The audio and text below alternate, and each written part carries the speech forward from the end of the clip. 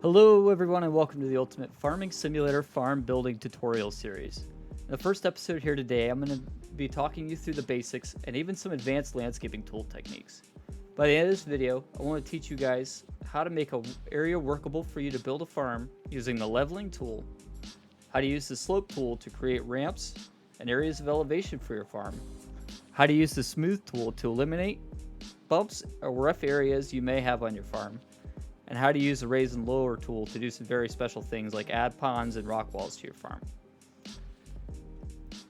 Be sure to stick around to the end of the video where I will talk you through step by step on how to turn this into this. Please make sure you hit that like and subscribe, and let's get started. Alright guys, so the very first thing we have to talk about today is how to change your brush strength, brush size, and brush shape. So as you can see in the top left hand corner of the screen, the K and L buttons change my brush strength.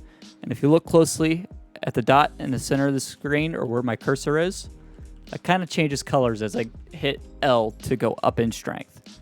And it goes lighter as I hit K, bring it back down.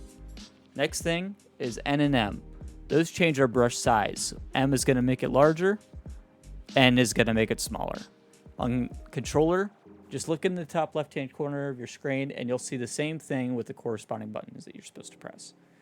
V is going to change our cursor shape, so we switch to a square and back to a circle. It's a good idea in Farming Simulator 22 to work in as small of an increment or an area at a time as possible. Working in large areas tends to lead to making mistakes, and high strengths can also do the same. So let's start very simply here with the leveling tool.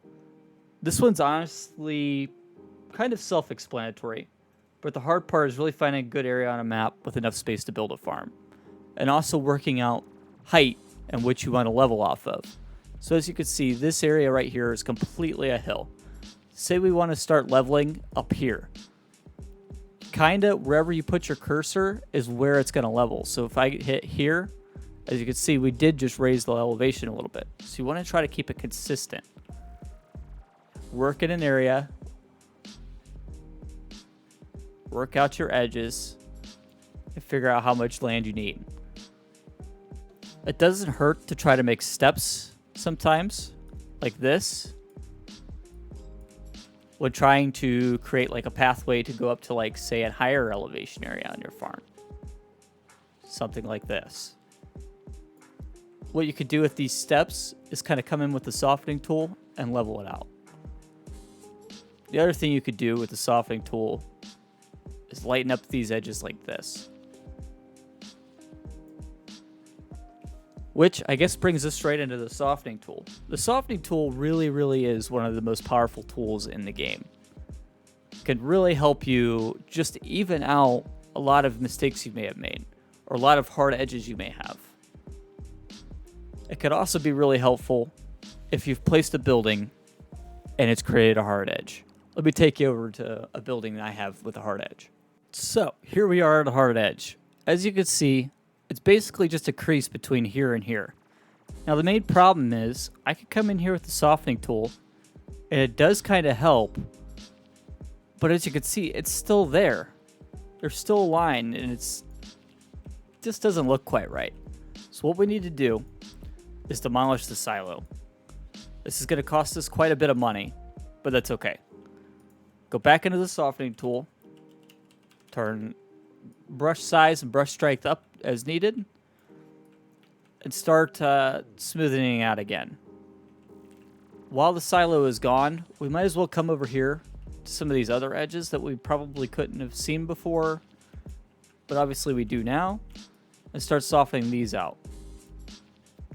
Alright, area smoothed out. Next thing we need to do is replace the silo. What you want to do is toggle free mode on, as you can see in the top left hand corner using the key V, and place it. What that ensures is that when we replace it, it won't create that hard edge again. So, just walking back up to where that hard edge was, just so you guys can see how much it changed. Perfectly smooth through here. Much nicer. Along the backside, no hard line. It's all nice and smooth. Right, so the next tool we got to talk about is the raise and lower tools. I generally try to save these for creating elevations on my builds, like piles of dirt, kind of like what you see here, and little ponds or rivers or waterways on the farm. If you want to add waterways, make sure you download the Natural Rivers and Ponds pack by LM Moonlight from the in-game mod hub. I will link it down below in the description along with a pack of water decor to go with it. The main thing to keep in mind with these tools is to work slowly. As per usual with every other tool, you kind of just want to like slowly build things up. If you work small, you could really add a lot of detail. Obviously, a rock pile like this would not be perfectly smooth, and having those little indents really helps it look better. The final tool we have to talk about is the slope tool, and this is the tool most people seem to have the most trouble with, and for good reason. It's a tricky one to use. I find this tool works best for trying to create a path from the bottom of your farmyard to a higher point. Like in the example shown on screen, this hill right here, what you need to do is set a slope target point using the right mouse button. Then, using the left mouse button, slowly drag the two together. As you can see, something like that kind of evens it up. So we still have our slope target point set. And as you can see, this hill's pretty steep. So what we need to do is come back here farther and then bring it in. And this just kind of evens out the path a little bit, as you can see. All right, guys. Now I'm going to show you an advanced trick I've been using in some of my builds. And that's how to make harsh edges on your farm, kind of like this one, look really good. All right, so the first thing we want to do, if the map you're playing on has extra painting textures, kind of like this one, a nice rock, you want to go ahead and paint that in roughly on the face that you're trying to cover. Don't be afraid to overextend it and come out a little bit farther than you need to. You could always remove it after the fact. So something like that maybe should look okay. The next thing we're going to do is take some of these decorative rocks that come in some mod packs. I'll have a few linked in the description, and start placing them kind of like this.